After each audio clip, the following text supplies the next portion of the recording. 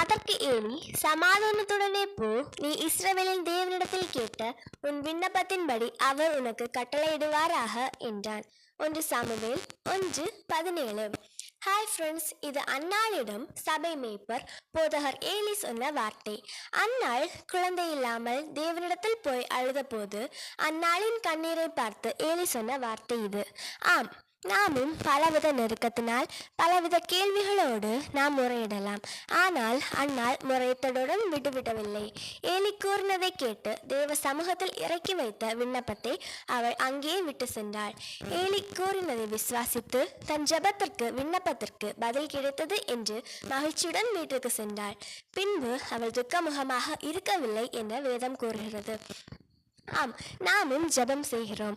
ஆனால் தேவ வார்த்தையை விசுவாசித்து தேவன் வெற்றி கட்டளையிட்டு விட்டார் என சந்தோஷிக்க முடியவில்லை.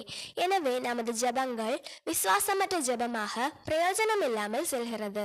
ஆனால் அன்னாள் விசுவாசித்து சந்தோஷப்பட்டாள், சந்தேகப்படவில்லை. சமஸ்த இஸ்ரவேலின் தீர்க்கதரிசியின் தாயானாள். அதுவரை சிந்திய கண்ணீர் ஆனந்த களிப்பாக மாறினது. நாமும் ஜெபிக்கிறோம், நல்லதுதான்.